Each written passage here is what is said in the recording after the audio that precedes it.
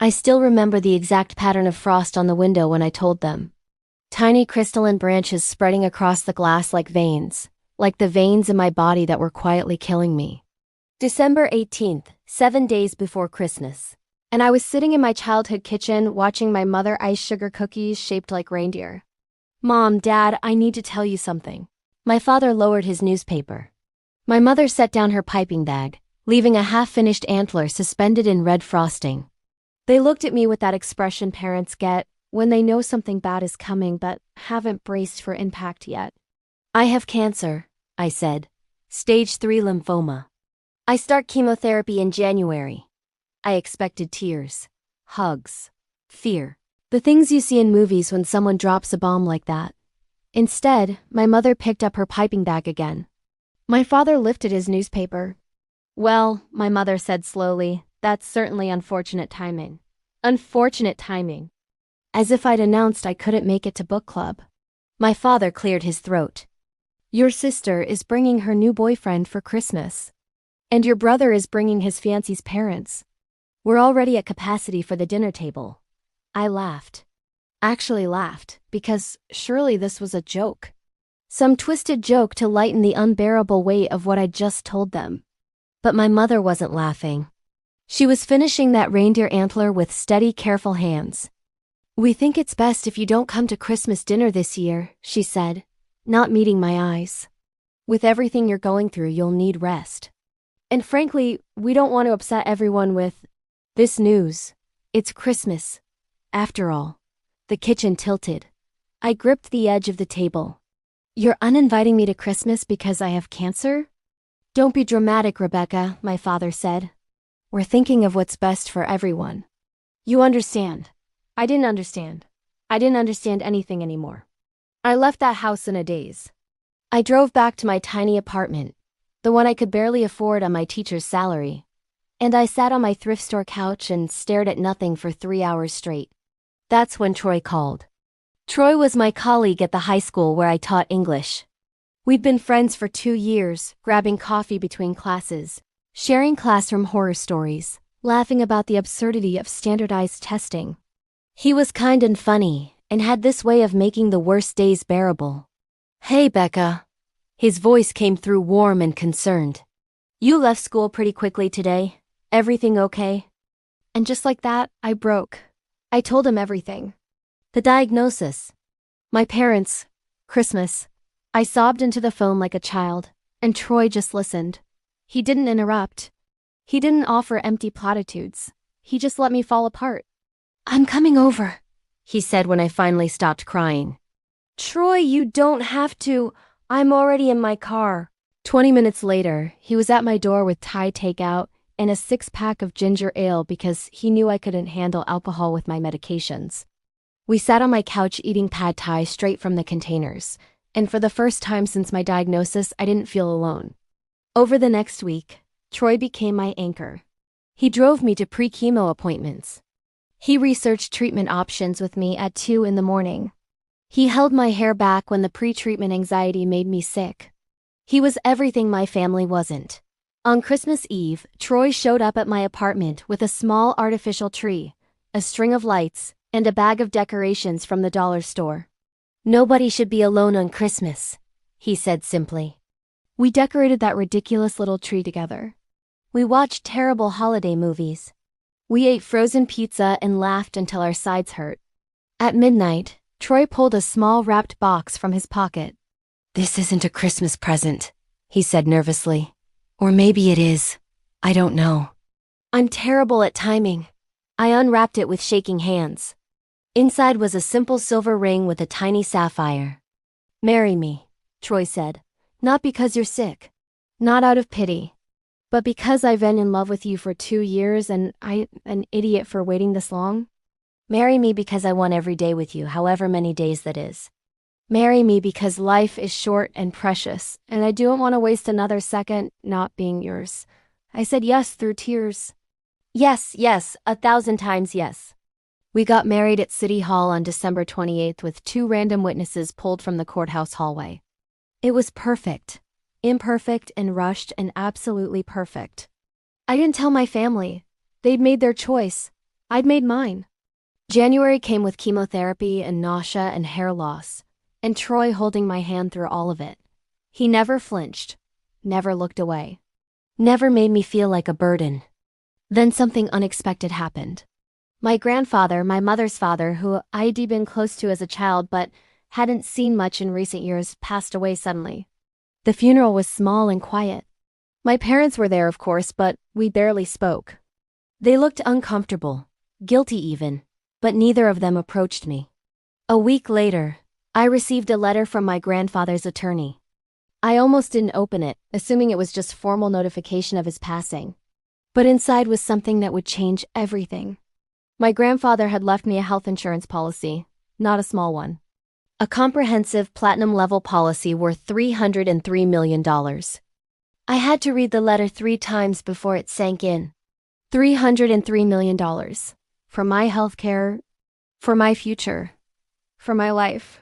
The attorney's note explained that my grandfather had set this up years ago, long before my diagnosis. He'd been a careful investor, a man who believed in protecting family. The policy was specifically designed to cover any and all medical expenses I might ever face, with the remainder to be paid out to me directly if I reached full remission and remained cancer-free for 5 years. Troy found me sitting at our kitchen table, the letter trembling in my hands.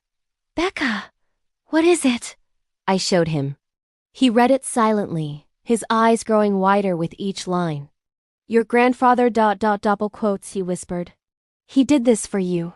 Before he even knew I was sick," I said, my voice breaking. He wanted to make sure I'd be okay. No matter what, the irony wasn't lost on me. My parents had turned me away when I needed them most, but my grandfather, who I'd barely seen in years, had ensured I'd never have to worry about medical bills, about treatment options, about anything. The policy covered everything. The best oncologists in the country, experimental treatments, alternative therapies.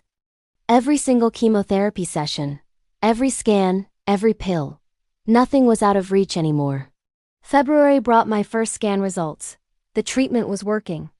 The tumors were shrinking. March brought Troy's grandfather's passing, and Troy inherited his estate. The real estate fortune meant we weren't struggling anymore. But it was my grandfather's gift, the health insurance policy, that had already saved my life in the ways that truly mattered. That's when my mother called. I almost didn't answer. I'd blocked my parents after Christmas, but she called from my aunt's phone. "Rebecca," she said, her voice syrupy sweet. "Darling, we heard your wonderful news. Engaged. We're so happy for you." My blood ran cold. "How did you know?" "Oh, word gets around. Your cousin saw you at the courthouse. She said your husband is Troy Bennett. The Bennett family? Sweetheart, why didn't you tell us?" There it was. The only reason they were calling. Money. But they didn't know about my grandfather's gift. They didn't know I had more security than they could possibly imagine. "We feel terrible about Christmas," my mother continued. "It was a misunderstanding. We were just so worried about your health. We thought we were doing what was best. But we'd love to make it up to you. Your father and I want to take you and Troy to dinner. Meet your new husband properly. Welcome him to the family." I should have said no. I should have hung up. Instead, I heard myself say, "Okay," because a plan was forming in my mind. A dark, petty, beautiful plan. "That would be nice," I said sweetly. "Let's do dinner this Saturday." Troy was skeptical when I told him. "Becca, are you sure?" "They don't deserve your forgiveness." "Troy." "I'm not forgiving them," I said. "I'm giving them exactly what they deserve." Saturday came. I wore a wig, a beautiful auburn one that looked better than my real hair ever had. I wore a designer dress that Troy had bought me, though I'd protested the expense. I wore the sapphire ring and a smile that didn't reach my eyes. We met at Marcello's, the most expensive Italian restaurant in the city. My parents were already there, dressed in their Sunday best. My mother's eyes went straight to my ring. My father stood up, all forced warmth and false enthusiasm. "So wonderful to finally meet you properly. We've heard so many wonderful things about the Bennett family." Troy shook his hand with cool politeness. We sat down. The dinner was excruciating. My mother gushed about wedding plans we should make. My father talked about investment opportunities. They asked about Troy's family, his business, his portfolio. They asked about everything except my health. Finally, my mother said what she'd been building toward all night. We know we made a mistake at Christmas. We were in shock about your diagnosis. We didn't handle it well. We want to make amends.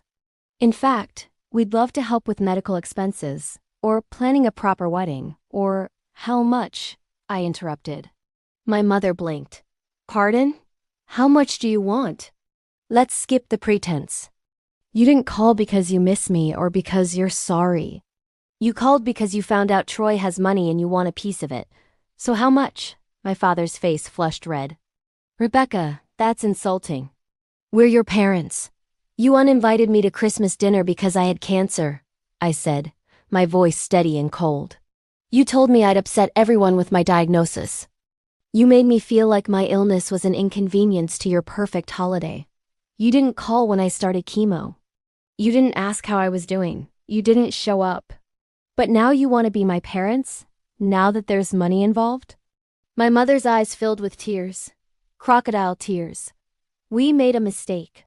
People make mistakes. You can't hold it against us forever. You're right, I said. I can't. That's why I agreed to this dinner. I wanted to see if you'd apologize for real. If you'd ask about my health. If you'd show even a shred of genuine concern for your daughter. I stood up. Troy stood with me. But you didn't. I continued. You talked about money and weddings and investments. You performed concern. So I'm going to give you exactly what you gave me. I reached into my purse and pulled out an envelope. Inside was a check for $50,000. This should cover whatever emotional distress I caused you by being sick during your Christmas dinner. Consider it compensation for the inconvenience of having a daughter with cancer. I placed the check on the table. Don't call me again, don't reach out. Don't pretend you care. You're not my family anymore. My family is the man standing next to me who held my hand through chemotherapy. Who married me without knowing if I'd survive the year. Who loved me when I was bald and broken and had nothing to offer. I paused, then added one more thing. Oh, and by the way, I don't need your help with medical expenses. Grandpa took care of that. $303 million worth of health insurance. He made sure I'd never have to worry, even before he knew I was sick. Funny how the family member who saw me the least cared about me the most. My mother's face went white. My father's mouth opened and closed like a fish. He left that to you? My mother whispered. Dad's policy? That was supposed to be divided among all the grandchildren. No, I said firmly. It was specifically for me. Because he loved me. Because he wanted to protect me. Because he was a better parent from his grave than you ever were in person. My mother reached for the check. Actually reached for it. That's when I knew I'd made the right choice. Goodbye, I said. I hope that money keeps you warm at Christmas. Troy and I walked out. In the parking lot, I finally let myself breathe. That was the most badass thing I've ever seen, Troy said. That was the hardest thing I've ever done, I admitted. He pulled me close. You know they might actually cash that check. I'm counting on it. I want proof of what they care about. They did cash it. 2 days later, the check cleared. My mother left one voicemail trying to justify it, saying it was owed compensation for emotional distress. I saved that voicemail. Not to listen to it, but as a reminder that family isn't about blood. It's about who shows up when you're at your worst. It's about who loves you when you can't offer anything in return. It's about who sees you, truly sees you, even when you're barely holding yourself together. April brought better news. My scans were clear. The cancer was in remission. My hair started growing back, darker and curlier than before. May brought our real wedding. A small ceremony in Troy's grandfather's garden with the people who actually mattered. My aunt came, the one whose phone my mother had borrowed. She'd cut ties with my parents too after hearing what happened. A few close friends. Troy's parents, who treated me like I'd always been their daughter. No one from my immediate family received an invitation. June brought my last chemotherapy session. Troy brought balloons and a cake that said, "Cancer can go F*** itself in messy frosting letters he typed himself. We celebrated in the oncology ward with my nurses and the other patients who'd become friends. July brought a letter from my parents. A real letter, handwritten, delivered by mail. I almost threw it away unopened. But curiosity got the better of me. The letter was from my father. No excuses, no justifications. Just a simple, honest apology. He admitted he'd been terrified when I told them about the cancer. Terrified of losing me. Terrified of his own mortality. He'd pushed me away because he didn't know how to cope with the fear. My mother had followed his lead because that's what she'd always done. He said they understood I might never forgive them. Said they didn't expect to be part of my life. But he wanted me to know they were sorry. Truly, genuinely sorry. And that they cashed the check because they were ashamed to admit I was right about them. The letter ended simply, "You deserved better parents. I'm sorry we couldn't be what you needed. I'm glad you found someone who is. And I'm glad my father-in-law saw what we were too blind to see, that you were worth protecting. Worth loving, worth everything." I cried reading that letter. Angry tears. Sad tears. Complicated tears. Troy found me on the couch, letter crumpled in my fist. "What do you want to do?" he asked. "I don't know," I admitted. "I'm so angry at them. But part of me wants to forgive them. Not for them. For me. So I can stop carrying this weight." "Then forgive them," Troy said simply. "But forgiveness doesn't mean forgetting. It doesn't mean letting them back in. It just means releasing yourself from the anger." So that's what I did. I wrote back. A short letter. I told them I appreciated the apology. I told them I was cancer-free. I told them I was happy. And I told them I needed space, maybe forever, and they had to respect that. I didn't hear back. Maybe they understood. Maybe they were hurt. Honestly, I didn't spend much energy wondering. August brought my 1-year wedding anniversary. We went back to that cheap Thai restaurant where Troy had shown up with pad Thai the night my parents broke my heart. "Best year of my life," Troy said, raising his ginger ale. "You spent it watching me throw up and lose my hair," I pointed out. "I spent it watching you fight. I spent it falling more in love with you every single day. I spent it realizing how incredibly lucky I am." I kissed him right there in that cheap restaurant, with its sticky tables and fluorescent lights. September brought something unexpected. My mother sent a small package. No note, just a package. Inside was a photo album. Pictures of me as a child. My first day of school. Halloween costumes. Birthday parties. Christmas mornings. A whole lifetime of memories carefully preserved. The last page had a photo I'd never seen before. Me at maybe 5 years old, sick with the flu, sleeping in my mother's arms. She was looking down at me with such tender love it made my chest ache. I called my aunt. "Did Mom ask you to tell me she sent this?" "No," my aunt said. But I saw her putting it together. "She cried the whole time, Becca. I think she finally understands what she lost." October brought a decision. I invited my parents to coffee. Just coffee, 1 hour. Neutral territory. They came. They looked older somehow, smaller. My mother's hands shook as she held her cup. "Thank you for seeing us," she said. We talked. Really talked. I didn't absolve them. I didn't pretend it was okay, but I let them explain. I let them own their mistakes. I let them be imperfect humans who made terrible choices out of fear. "I'm not ready to have you back in my life fully," I told them honestly. "I might never be. But I'm willing to try these coffee meetings. Once a month. We'll see how it goes." My father nodded, tears in his eyes. That's more than we deserve. November brought my 18-month scans, still clear. The oncologist used the word cured for the first time. December brought choices. Troy and I decorated our own little apartment. We bought our own ridiculous tree. We planned our own Christmas. "Do you want to invite them?" Troy asked carefully. "Your parents?" I thought about it. Really thought about it. "No," I said finally. "Not this year. Maybe next year, maybe never. But this Christmas is ours." On Christmas Eve, we did exactly what we'd done the year before. Terrible movies. Frozen pizza. Cheap decorations. But this time, my hair was growing back. My body was strong. My future was bright. And I wasn't alone. I'd never be alone again. My phone buzzed. A text from my mother. "Merry Christmas, sweetheart. Thinking of you." No pressure to respond. I stared at it for a long moment. Then I typed back, "Merry Christmas, Mom." It wasn't forgiveness. It wasn't reconciliation. It was just ... acknowledgement. A tiny crack in the wall I'd built. Maybe that's all healing ever is. Tiny cracks. Small openings.